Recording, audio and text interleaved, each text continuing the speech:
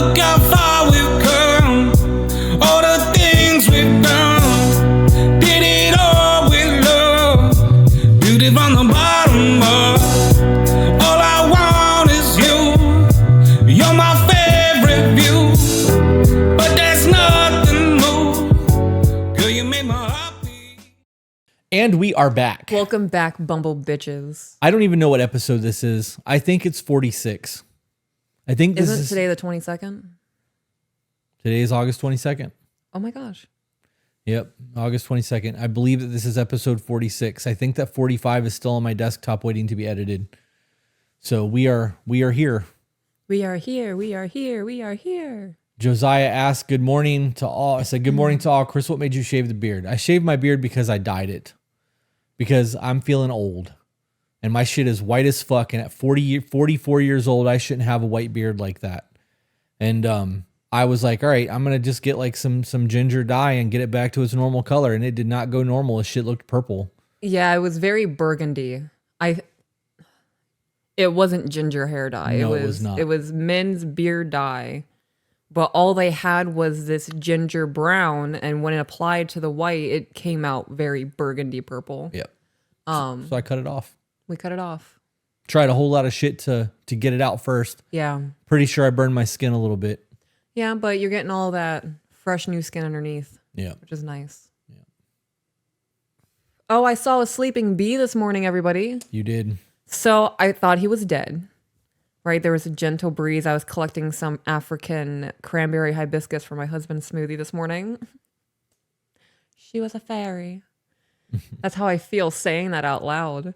And I came across in our garden on our starfruit tree, what is my life? This big fat bumblebee. And he was just hanging there super stiff. And I was like, oh, buddy, did you not make it? Like, was it too much? Too much pollen or something? And like I said, there was a gentle breeze going. So like it's swaying back and forth. And he's just... And I was like, okay, and I took some pictures of him, and I was like, yes, this looks great. I'm so sorry you died. And I was like, I was going to take him because I collect insects and I put them on bookshelves or on top of my apothecary books just for the aesthetic of it. And I was like, before I touch him, I should like tap the branch. And I tapped it, and homeboy pulled his head out of the flower so quick. Startled him. I was like, oh, little buddy, you're alive. That's fantastic. And like, I think because he sat there just kind of like looking, I think he was waking up. And then I came into focus and he was like, fuck, and like zoomed off real quick. That's funny. Yeah, he was napping. I got some really cute photos. I'm going to post them on my Instagram. I need to edit them first, like you said. But Yeah, you got to brighten them a little bit. Got to brighten them. I'm going to post it in Discord right now, guys, in the ball pit. These aren't edited, remember that.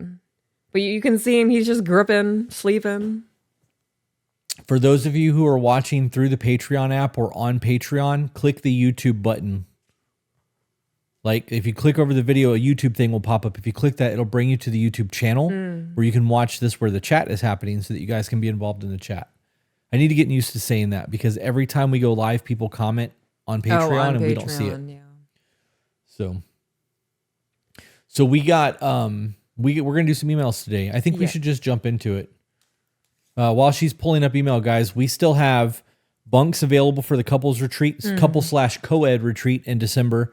We have 7 spots available for Greece in May, and we have 4 or 5 spots available for Bali in May. I don't think we're going to be doing any other Trova trips next year.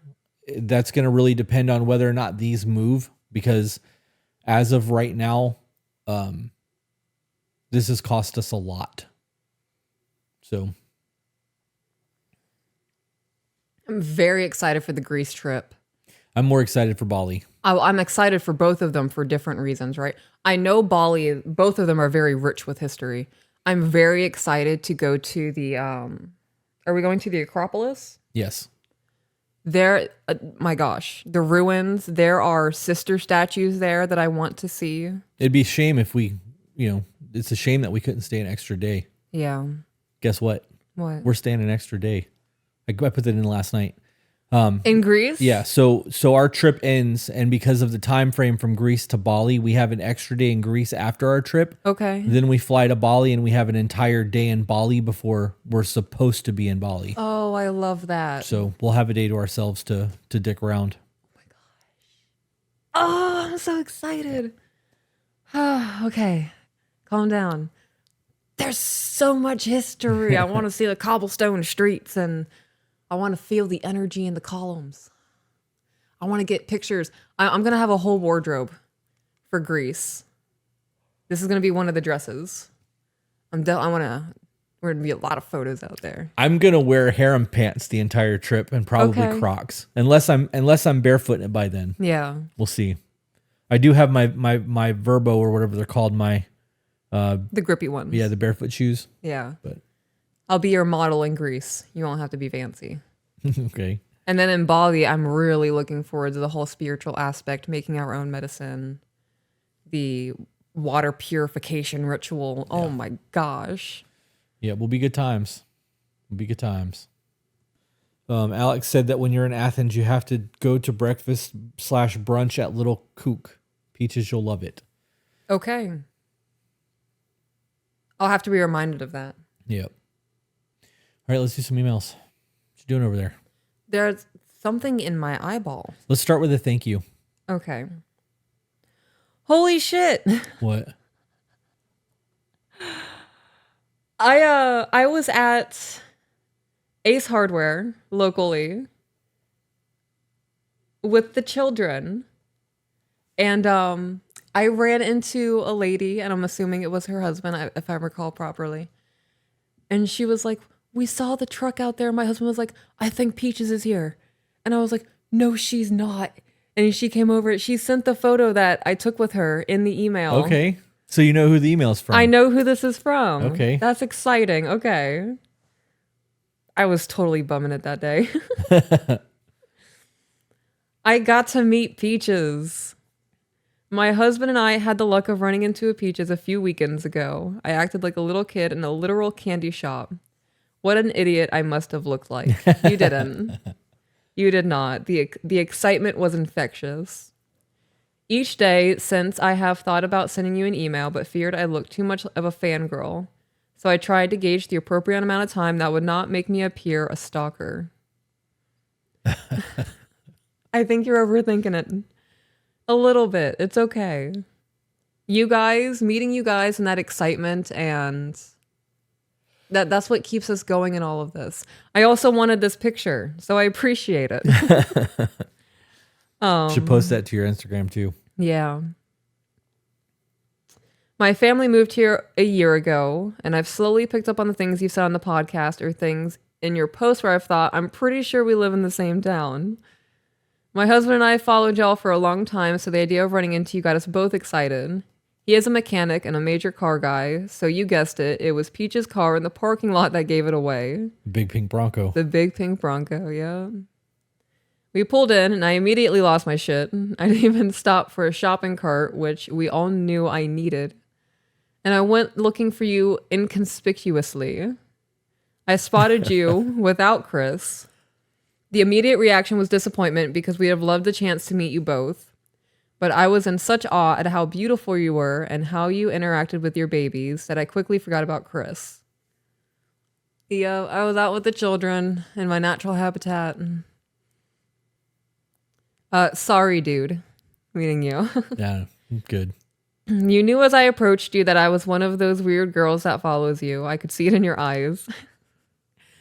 I don't view it as weird. I can always tell, right? When people just don't look at you and grin, right? So, Or cry. right, or cry. That's a big one. Something that a lot of ladies do is like they'll stand there, but with their hands in front of them, like they're scared to touch something. Yeah. And they'll just like be grinning at me with their head up. That's funny. Yeah, that's a telltale. She said, I'm obviously kidding. You were the sweetest, offered a photo and a hug. I was in heaven. I want to tell you our story, not just because I think you'd enjoy hearing a story of a couple that isn't full of heartache and tragedy, but because we truly have so much in common. I made a comment when we met that you probably thought was so odd. I said, we are like the younger version of y'all. It didn't come out how I meant it, but I immediately regretted it. God, you made it weird. Why'd you make it weird?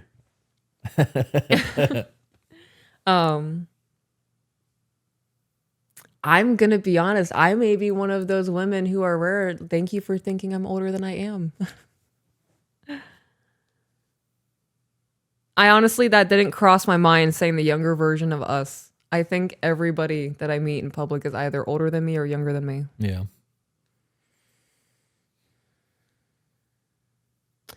Continuing, I was trying to say we see ourselves in you both, and when we think of where we want to be in 10 years, you guys are it. We are at a good place, and we truly always have been, but we are people that believe a marriage always has room for growth, and we've learned even more from listening to you guys just how much growth is possible for us. With that being said, I will reach back out in the future and share our story, but for now, I wanted to thank you for being you, not just on camera.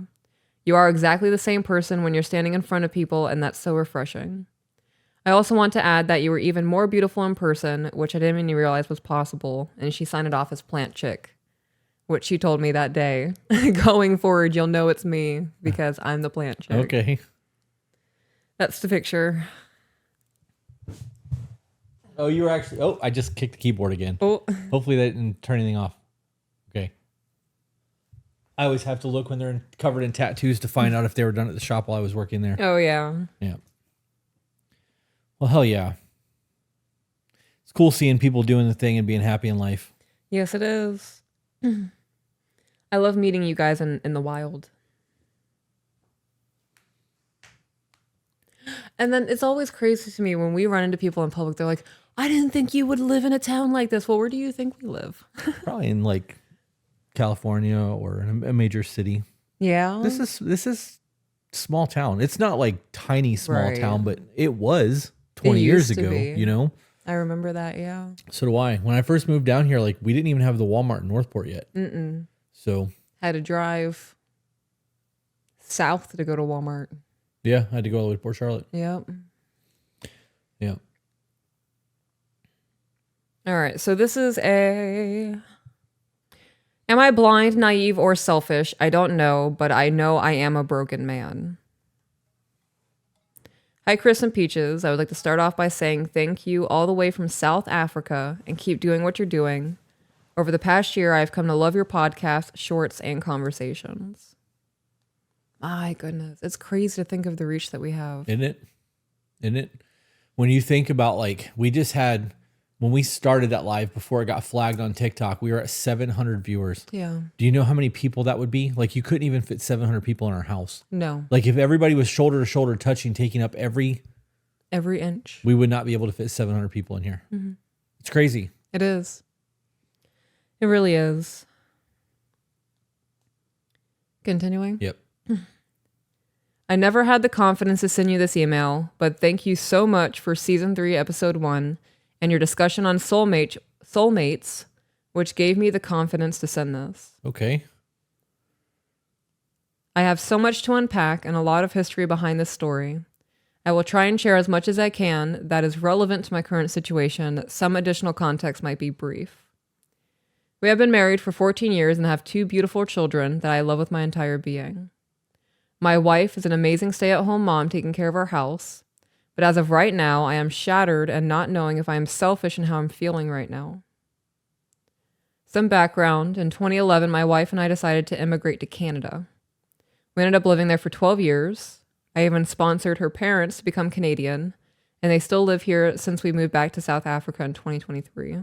Oh, they still live there since we moved back to South Africa. My wife and I have had... Got that. My wife and I have had many hardships, communication issues, and challenges we have dealt with during the years, and have always found a way through Christ and our love to be there for one another, open to learn, grow, and heal to make it through. Shortly after the pandemic, my wife fell ill. Long story short, it got so bad that there would be days on end where she was physically not able to get out of bed. This was due to being on such a strong and bad combination of medication that her body shut down. That's terrifying. Isn't it? My goodness. And that's practicing medicine. Yes. We were on endless waiting lists to see specialists, and her home doctor just tried to numb her pain, sporadic behaviors, etc., through the forms of medication. I mention this because during the years of 21 to 23, I did as much as humanly possible for my wife to not be stressed, in pain, or have to worry about anything. I was managing the kids, school runs, bath, cooking, cleaning, along with maintaining my work balance as well. Okay, so you were being a partner. You were upholding your vows. Like Right. I understand there's a lot of stress that goes into that, but there's honor in that too. So like, be grateful for that. Like you should wear that as a badge of honor and not as well, I was doing all these things. Right. Something to be bitter about. Right. This is what you signed up for when you said I do. Yes. Continuing, during this time, she started losing herself, and we drove endless miles to see doctors and try to get her diagnosed. One day in 2023, my then 6-year-old son came to her with a straight face and asked her, "Mommy, are you busy dying?" Wow. Jeez. Man, that's one of those situations where I would just stop all the medications, right? You can't stop all of the medications because some of them are there. I'm going to try to wean myself off of the ones that aren't vital for my survival. That many chemicals reacting inside of your body, I would have to process of elimination. I would rather not be here than not be myself. During the interview last night that I did with Michael, which is live on Patreon, if you guys haven't seen that yet, I think it was a very good interview. We were talking that we live longer now, like we have a longer lifespan, but the quality of our life has decreased because even though we're living for longer durations, we're not healthy. I would rather have a good end of life, even if it's a short end of life, than having, 10 years of sickness before I die. Right. Pain, aches, can't do things that you enjoy. It's a hard position to be in for everybody involved. Oh, 100%. The person who's sick, the spouse, the kids, that's rough. Yeah. That actually broke me and was the final straw. What I mean by final straw, I was not realizing what my kids saw did to them. So on that day, I told my wife I will be moving her and our family back to South Africa. Here we could get treatment within days. This was a hard decision with a lot of unknowns. I had to ask my employer for permission to be able to work from another country and work on a 9-hour time difference, knowing I would have to prove that we can make it work. Oh man, see, that's one of those head of household decisions. Absolutely. Yeah. That also speaks to the socialized healthcare that Canada has. Yes. The amount of people that I know that live in Canada that come to the United States to have their surgeries because, like, my buddy Ben blew his knee out. Had a steel beam land on it, fucked his shit up. And it took him a little while to get in, and then it was a little while longer for surgery, and he came to the United States and had it all done within 3 weeks. It cost him a lot of money. It wasn't free, but he was also not waiting on people to get it done. Yeah. It's no different than us going to other countries for cheaper surgeries. Right. But yeah. Right. Yeah. Within the first 3 months of moving back, September of 23, my wife was not only able to see a specialist, but also got diagnosed with Tourette's and got treatment that made her go from barely being able to function to being able to function with 95% normality, and has been for the last year. And all she had was Tourette's, which means everything that they were giving her is what was making her sick. That was what was making her sick and making her come back. Jesus. I would have weaned myself off the drugs. That's how little trust I have in the pharmaceutical and medical industry. You don't have to explain that shit to me at all. I fucking get it. Yeah. I don't even the fact that I'm taking meloxicam now, and I know that the meloxicam is helping. I can also tell you that taking moringa every day helps just as much as that meloxicam does. Because on days when we have my shake, my back's not bothering me at all right now. I'm not in pain. I was in pain yesterday all day. And it was because we missed shakes over the weekend. Yes. Next time we travel, we're going to have to bring that shit with us. Everything that we need to survive and to take care of ourselves is already here. God gave us all of that shit. We just got to figure out how to utilize stuff. Yeah. I don't know. I understand there is a place for medicine. We're not saying to come off your meds, guys. Seek opinions and do your own research on shit. Yeah. Moringa's not going to heal cancer. No. Right. So I have seen a whole lot of stuff recently that says that if you fast for a minimum of 3 days, that your body eats its cancer cells. I saw that too. Yeah. Yeah. Oh gosh, fasting for 3 days is hard. The first day's hard. Yeah, I know. I can do it. I just don't wanna. I like the feeling of food in my mouth. I rolled it in my tongue. For the first time in years, we were able to live, laugh, and love together and enjoy life. We made the decision to stay in South Africa permanently and enjoy life here. Fast forward to December of 24, my wife has given hints that she is really missing her parents who still live in Canada, as well as her brother who also lives there now, and she hasn't seen him since 2017. So why doesn't she just go visit? Right. That's the answer to I miss them. Then go visit. I'll see you in a week. Right. Go stay for a week, excluding travel days, right? So she's going to take... I thought it would be a good surprise on our anniversary in December to give her 4 plane tickets so that we could spend Christmas time with her family. I love that. Yep. I think that's a fantastic solution. She came to you with a problem, and as her husband, again, provided a solution. And I think, like, track record, first one was a really great decision. She's herself again, so. Yep, doing the thing. Continuing. The first sign of me thinking something was up was the blank expression on her face.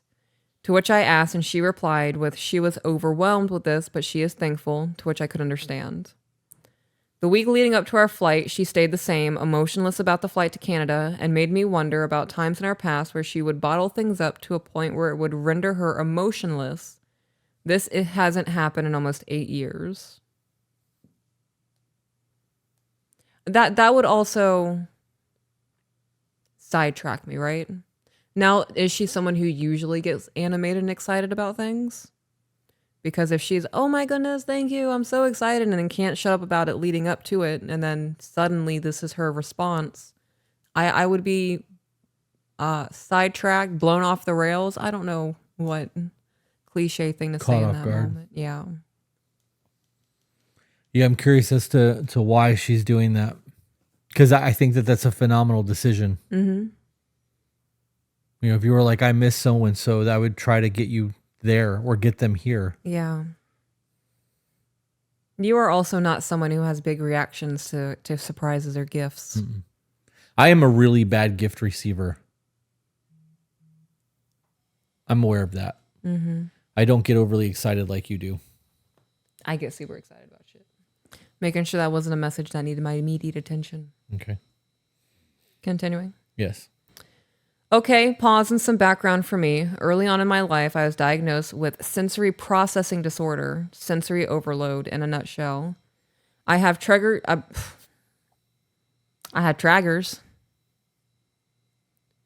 have triggers that make my brain literally want to hide from everything and everyone. If you have seen the movie The Accountant, it's almost similar. Have you seen The Accountant? Yep. Dude's a killer.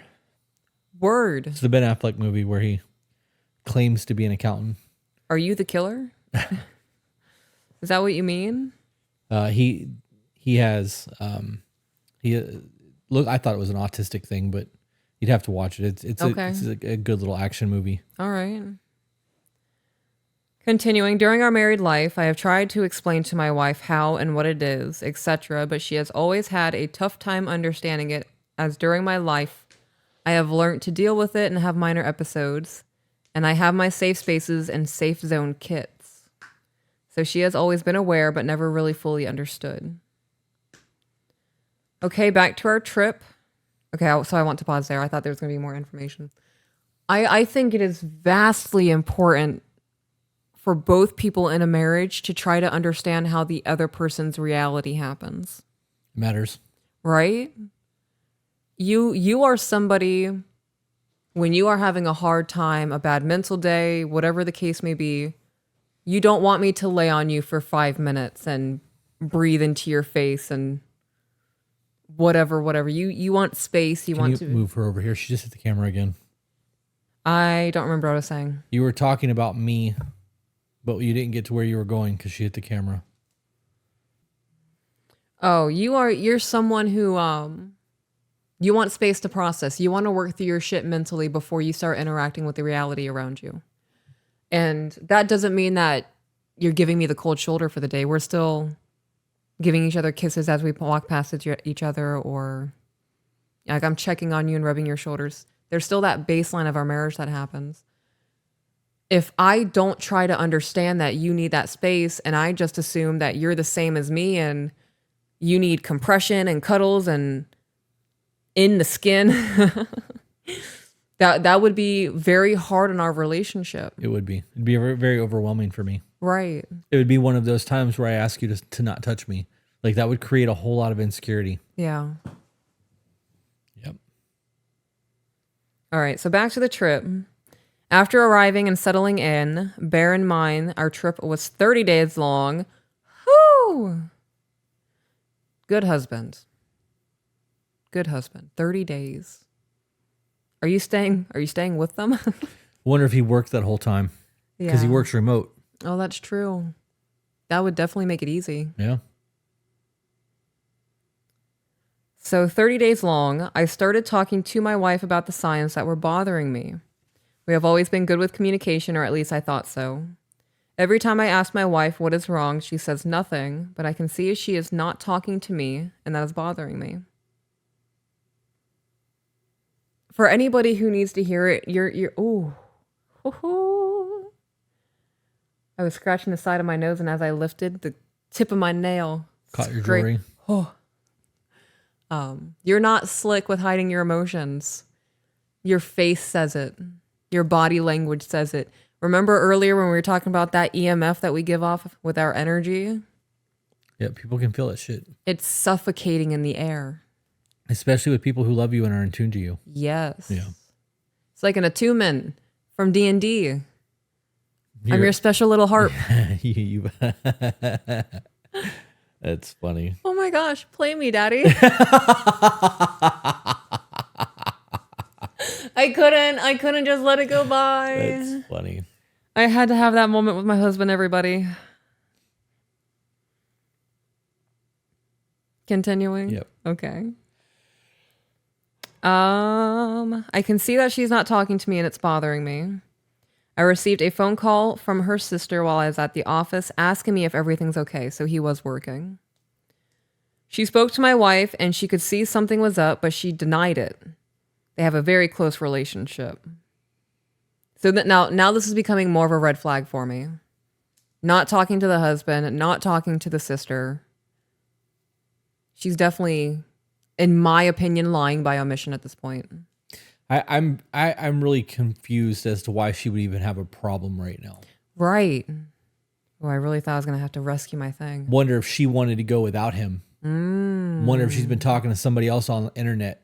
It was going to use the family as the excuse. Hoping to get some alone time with him. Don't know if that'll be a thing or not, but that's where my brain is at right now. Yeah. I also expect the worst of everyone, so. Right. I always set the standard low. Well, you're never disappointed. Right. I let people raise it themselves. Your character is going to raise that bar. How much can you flex that muscle of you? Yeah. Yeah. All right. Continuing. After getting home from the office, which is 2 hours away from where we stayed. So I was away from her for a week. I got her away from the kids for a night alone and we talked. As soon as I asked her again what was wrong, and also that her sister called me, I'm always honest about our life conversations, she lost her shit. Okay, so from my understanding, they've been physically apart for a week because of the 2-hour commute. I'm not doing 4 hours a day, right? So that makes sense. And that's that sacrifice that he's making because he wanted to fulfill that need in her to be around her family. Which is a sacrifice. It is. It's a sacrifice. He's away from the children for a week. He's away from the wife for the week. And this is going to happen for a month. So she lost her shit. Would you tell me that my sister called you? I would tell you the moment she called. As soon as I hung up the phone, I'd be like, your sister just called me. Okay. This might just be a me thing, but like, unless there's a real emergency, I don't want to talk to people like that. Right. Like there's no real reason for you to be calling me. Right.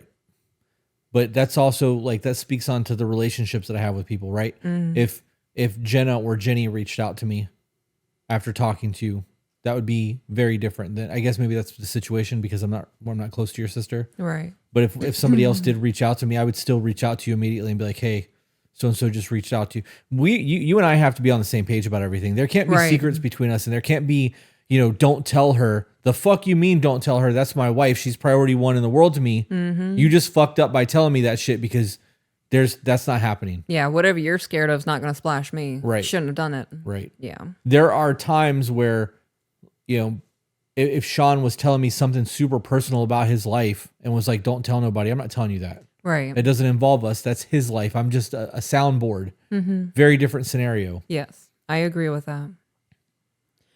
All right, so continuing, she lost her shit. She told me that she is tired of people asking her what is wrong. She is tired of people asking her why it looks like she is not herself anymore, etc., etc.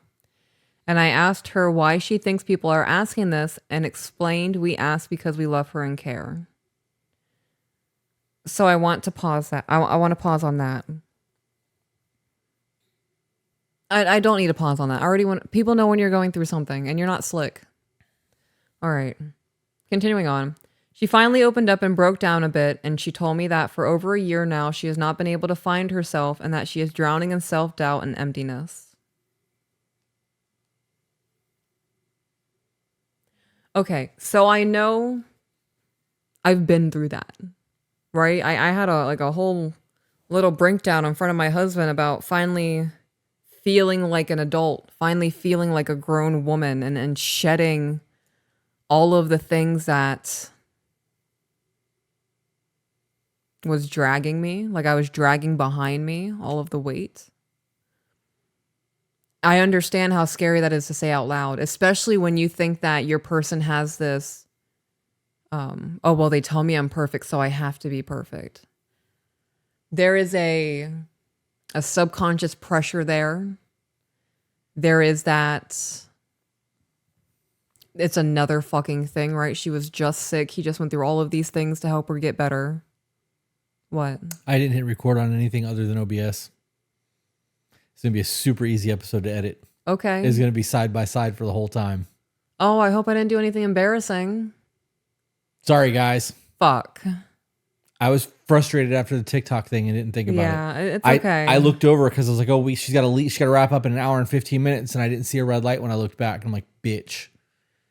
This is the technical shit that we do wrong on a regular basis. Yeah. So on all of this, before you pick that back up, the only thing I don't understand is why did this start when he booked the tickets for everything?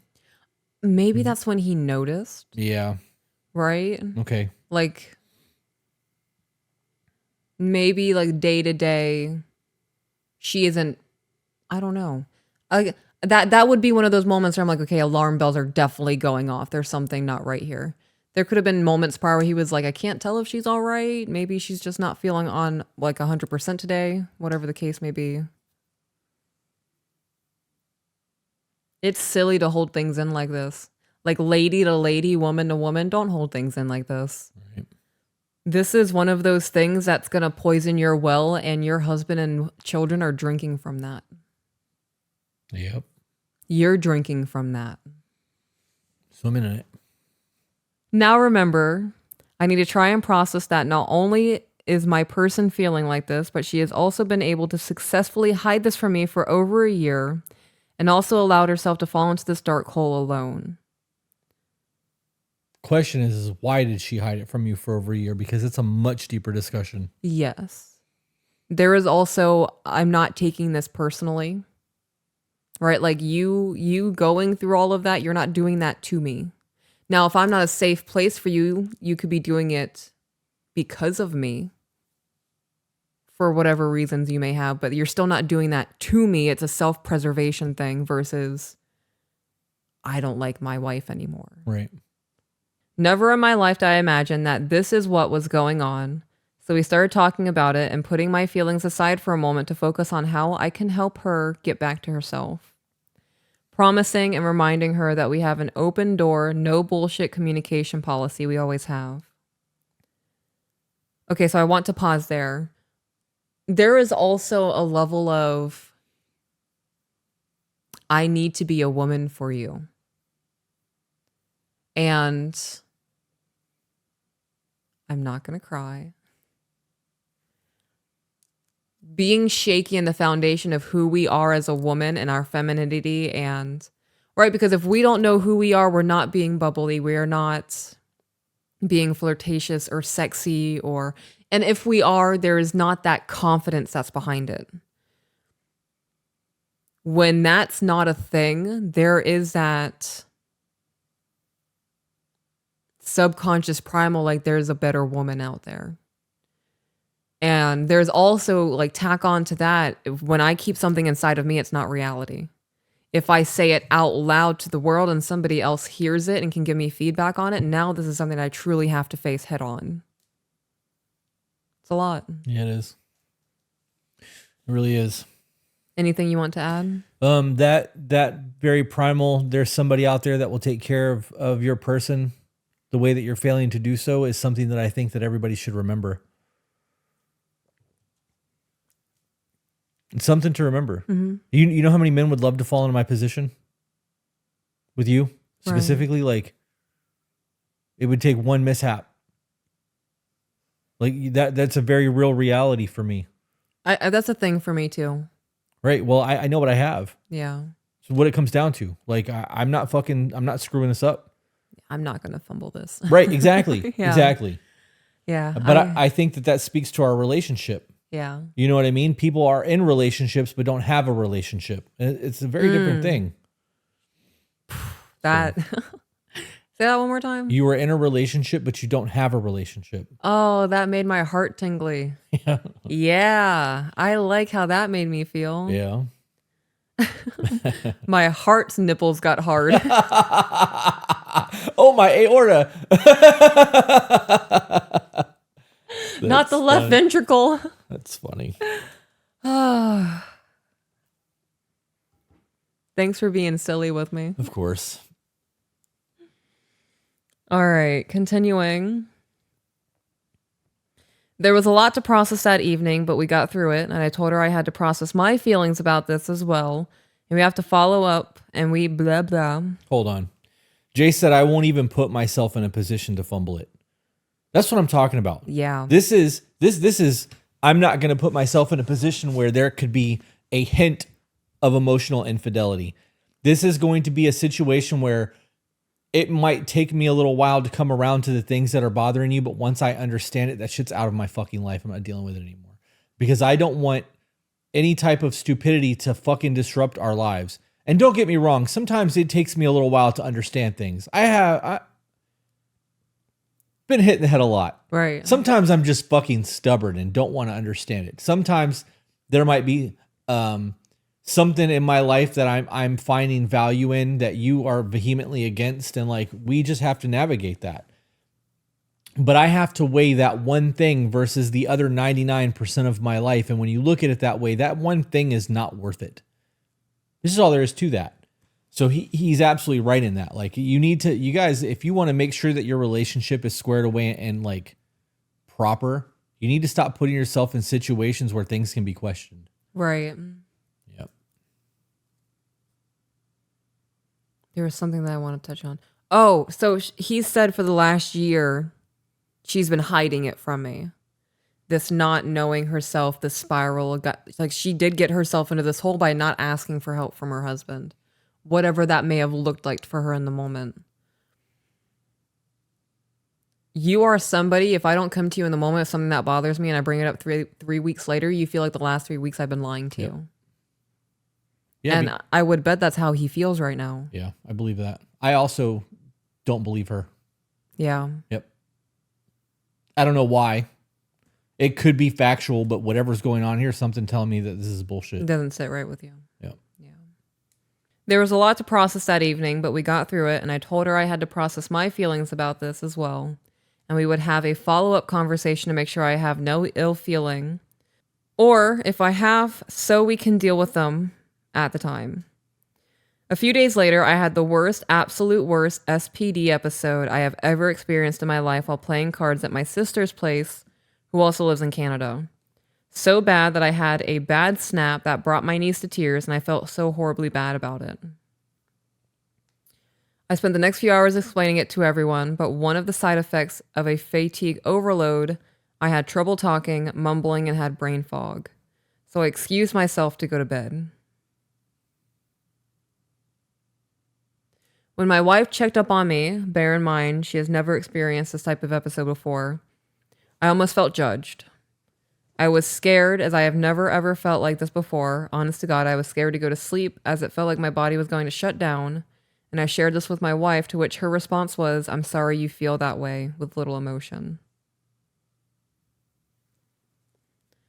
I don't have SPD, or however he abbreviated that. I don't want to lose my spot in the email.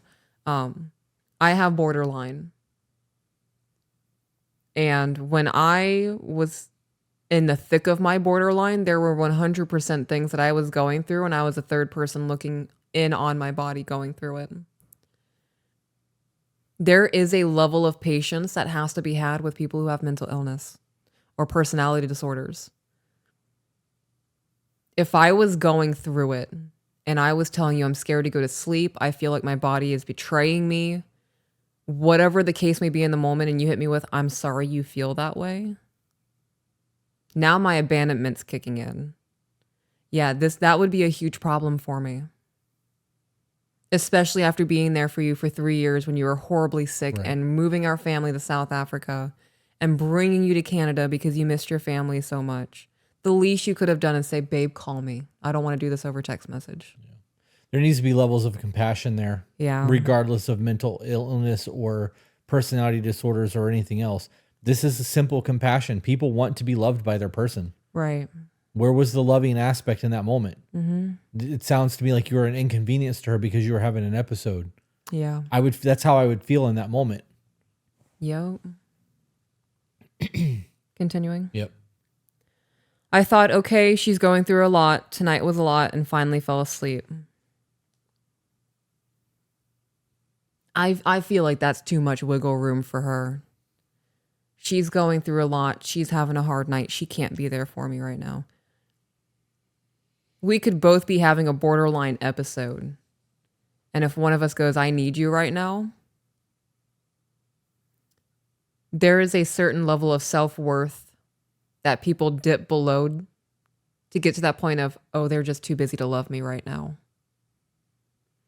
Yeah, if you us both having an episode and you one of us being like, "I need you," this is one blip of our life compared to the rest of our lives.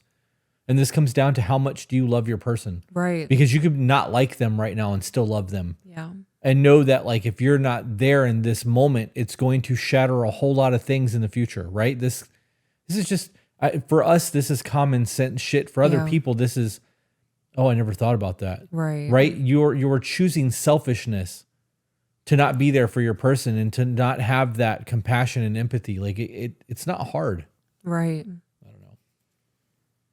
Yep. Continuing. Yep. The next day I spoke to her about how that made me feel, and I asked if she had any reasoning, to which her response was very cold and saying she just had a lot to deal with. Okay, I let it be. The next 5 days, I had 3 episodes matching those. I emailed my neurologist for an emergency consultation, which was scheduled, and it felt like I got condemned by the people around me, so I took my wife for some alone and communication/truth time. All right, dude's not just sitting around and letting it happen. Like, he's getting in touch with his neurologist. He wants to get this figured out. He's trying to communicate with his wife. I don't view any of this selfish so far. No. I do think that he's out of line by not correcting the behavior from his wife.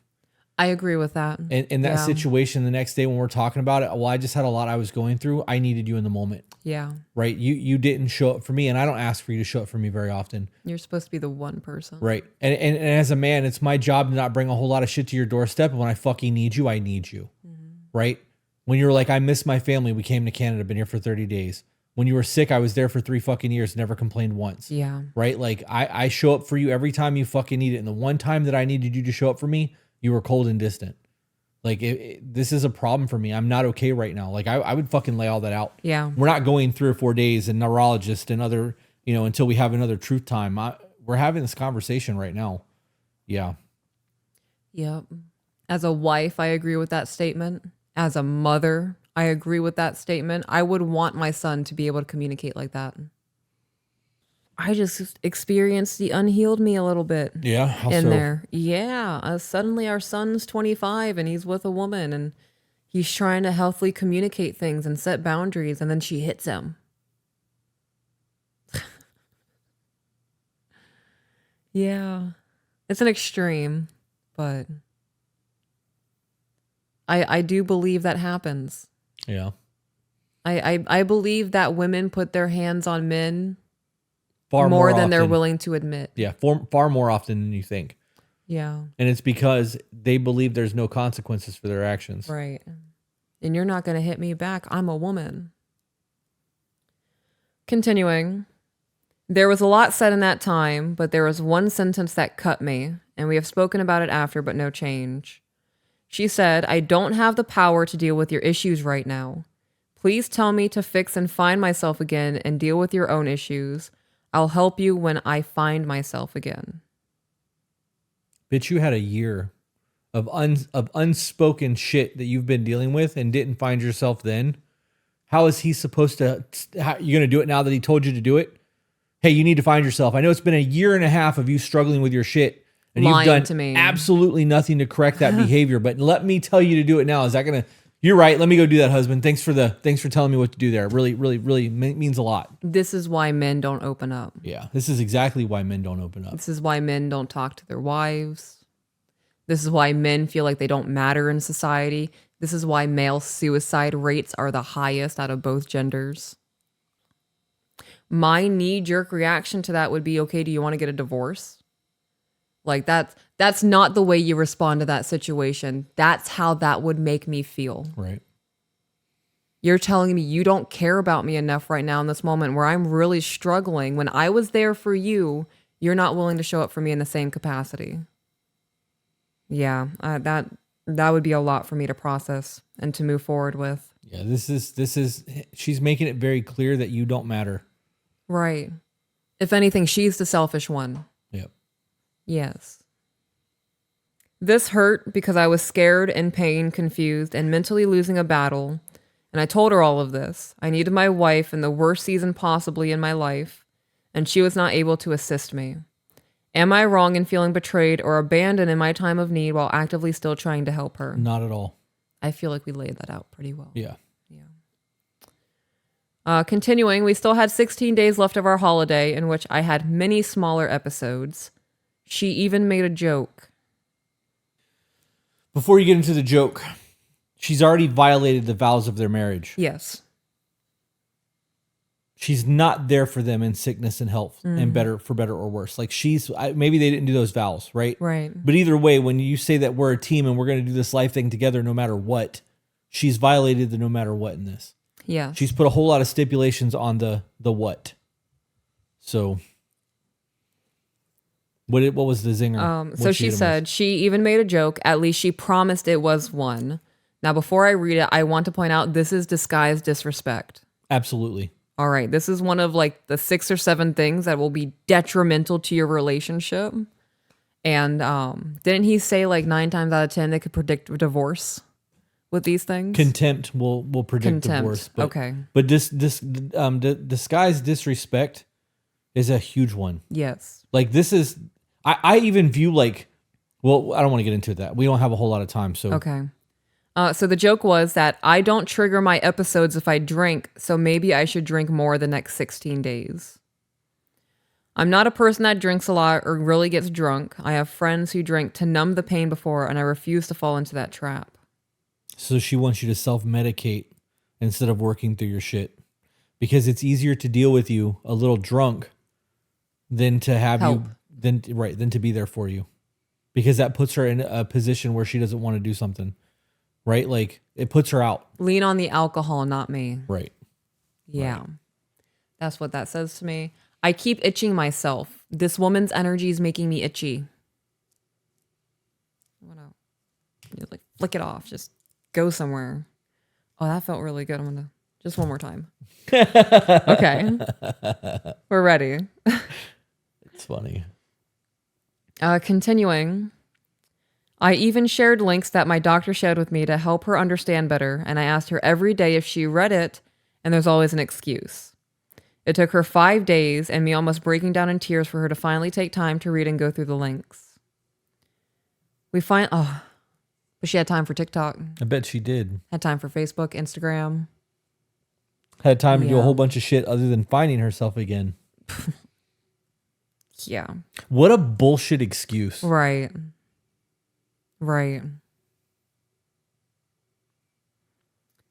Continuing, we finally got back home last Saturday evening at 10 p.m. I told her in advance that I will be spending Sunday with a friend of mine who has always been a rock to me, and honestly the reason I was able to stay calm while in Canada, because when I called, he answered. It's a friend. I love that you have that man in your life. Good for you. Good on him. Continuing, during Sunday, I was finally able to get so much clarity and much needed support, and I went home feeling excited and ready to face our issues, and I saw a shimmer of light at the end of a dark tunnel.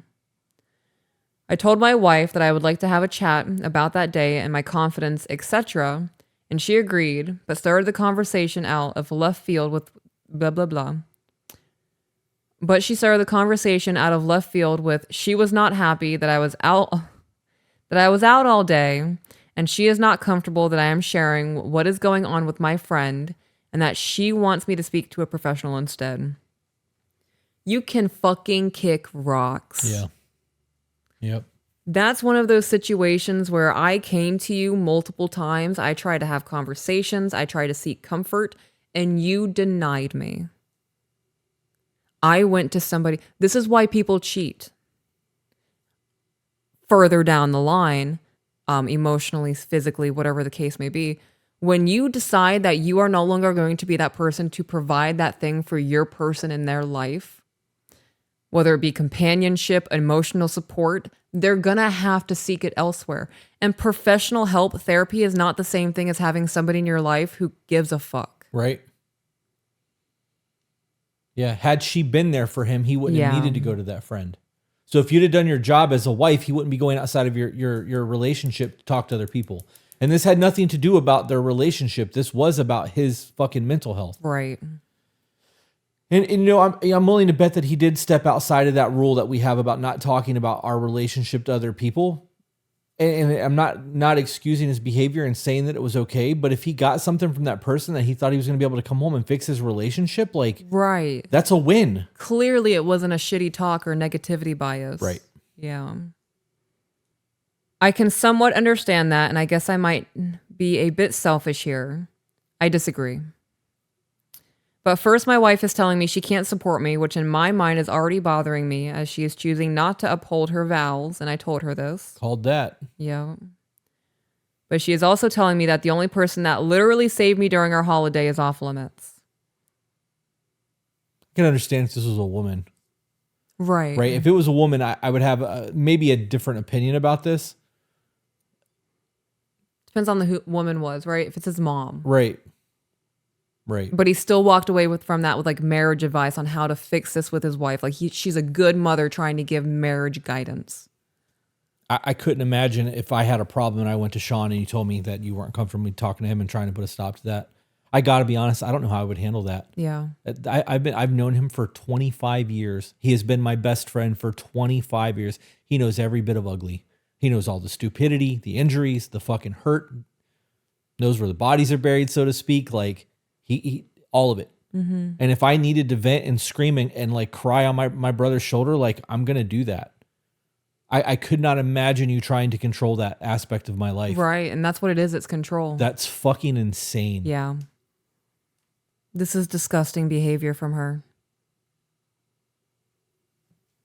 Absolutely insane.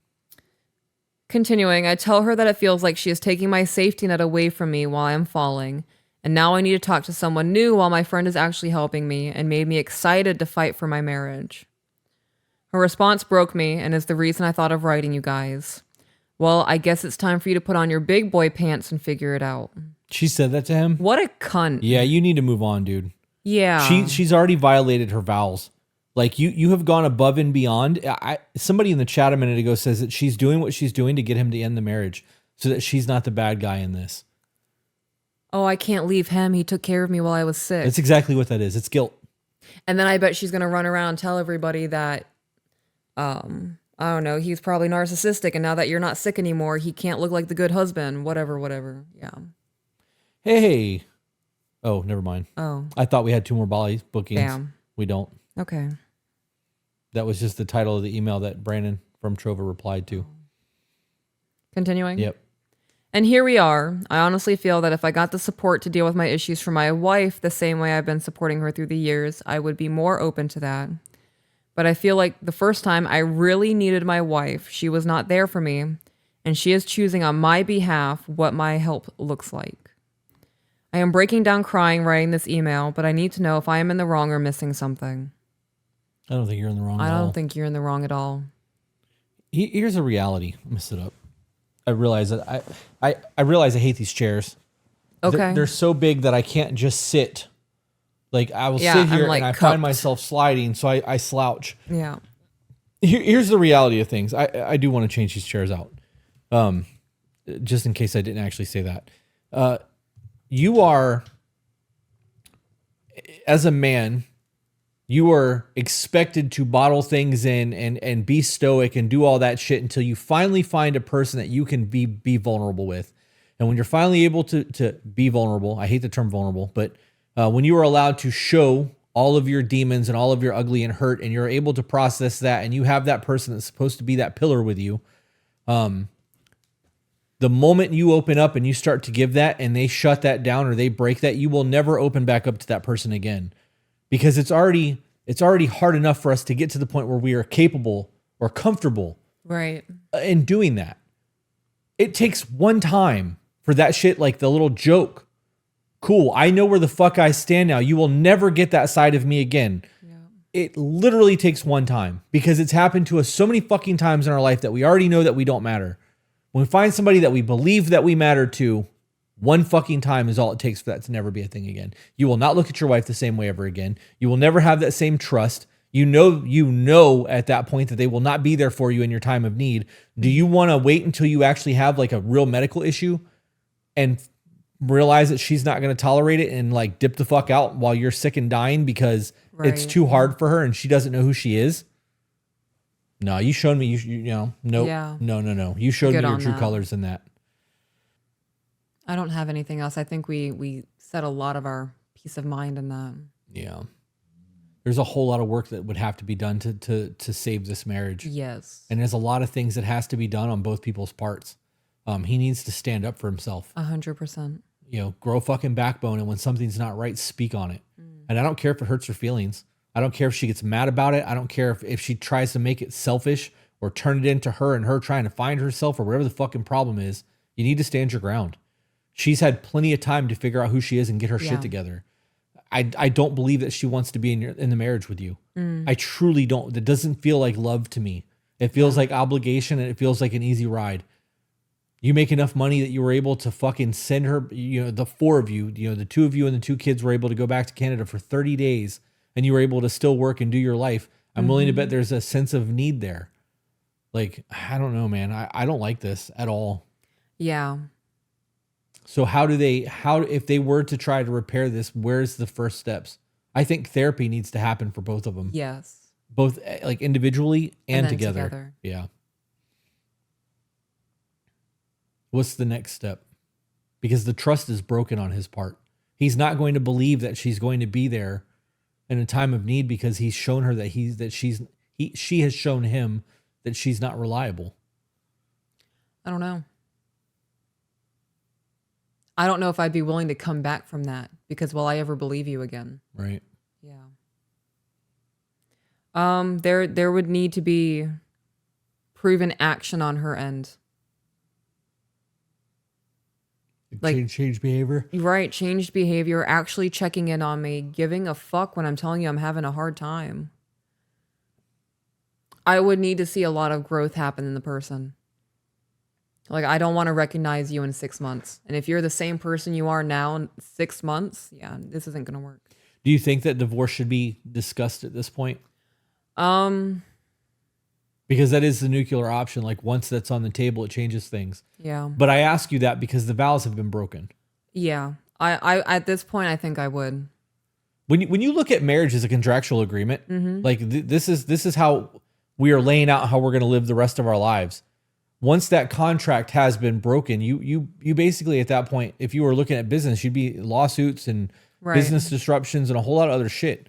Breaking your vows in marriage doesn't have a consequence if divorce isn't on the table, which it shouldn't be on the table. Right. But you also shouldn't be marrying people that don't fucking really align with you. And if you are somebody that needs that little bit of comfort and they're not capable of giving it, you're not compatible. And we've talked about compatibility a lot over the last couple months. Like that shit really fucking matters, especially in situations like this.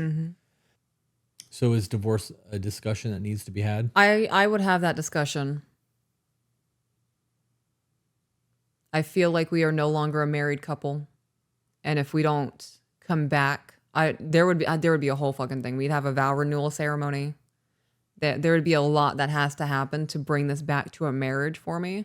And I would make it known because I feel the vows in this sacred union have been broken. Divorce is now on the table for me if this doesn't change. I like the idea of a vow renewal. Yeah. After something like this or after infidelity. I actually think that's a really good idea because it's a new beginning. Right. Marriage is the beginning of your life, not the end of it. Right. Yeah. So that's pretty good. I like that. I think that if people are that would be a necessary thing. I would believe it's part of the repair and the heal. Right. Yeah. A recommitment. Yeah. You hang out with the chat for a minute? You want to wrap up? I'm gonna hang out with the chat for a minute. I need to get gas in the car. I need to swap the car seats. You got gas in the Bronco? No, I need the van. Oh, right. I'm doing the groceries. The groceries. Yep. You said you had what else to do? I have to get gas. I have to swap the kids' car seats. Okay. If we wrap up, I can go and get gas while you do whatever you got to do so you don't have to go to the gas station. I would appreciate that. All right. With that being said, guys, remember you are the author of your own life. So grab a pen. And we will see you on the next one. Bye, guys.